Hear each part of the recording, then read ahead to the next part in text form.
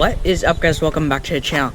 Today I'm going to be showing you guys how to wheelie on any sort of bike, if it's a mountain bike or like a road bike, anything. So before we hop right into it, make sure to like and subscribe. We do fishing, mountain biking, and skiing just like this one, and let's hop right into it.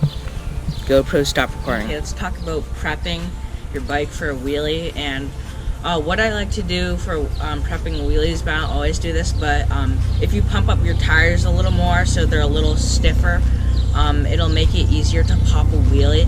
And if you have full suspension and you can lock it out, I would recommend locking your suspension out, like your rear suspension. But if you don't have full lock on your full suspension, let's wait for this helicopter to go by.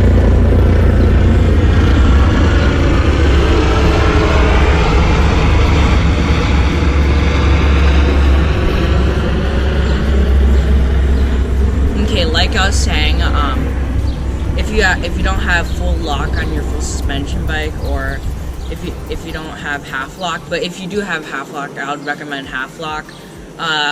Maybe slowing down your rebound might help, but yeah, if you can't fully lock out or half lock your suspension, it's okay. And also raising your seat a little, so it's about maybe a little higher than your waist, a little higher than your waist. When I do like wheelies, I kind of like my seat a little higher, but I could work with like a lower seat to like figure out what your dominant foot is. You don't have to do this, but it'll make it a lot easier. Like it'll make it a lot easier, and it'll be a lot more comfortable. And pulling up, like, so when you pull up, you don't want to do this. You don't want to like lift your arms up like that. You don't want to do that. You want to do it like almost like you're doing a manual. Let me show you what you should do. You should do this. You want to basically almost like do a manual, but instead of going past the saddle, you want to put your bum right into the saddle. But like I was saying, do not do like T-Rex arms. Like, hold on, let me show you what not to do. When you're pulling up, you do not want to do this. You don't want to pull up like that. You want to pull up as if you're like doing a manual, but instead of like going past the saddle, you want to like put your butt right into the saddle.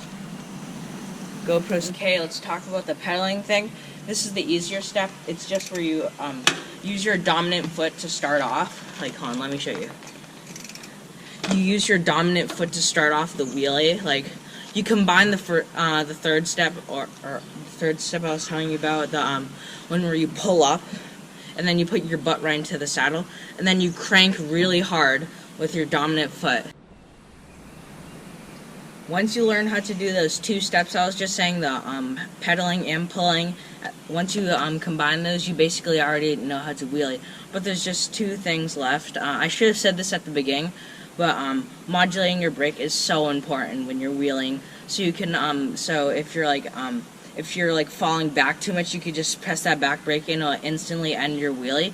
But if you learn how to modulate it really good, and you're going too far, you could just modulate it really good, and you can still stay in the wheelie without being too far back. That's the really good thing.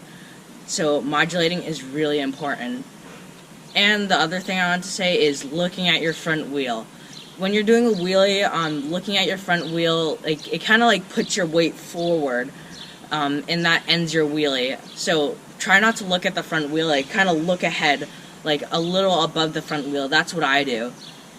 And yeah, that's basically all there is to wheeling, so make sure to like and subscribe if you're new here, and I'll see you guys on the next one.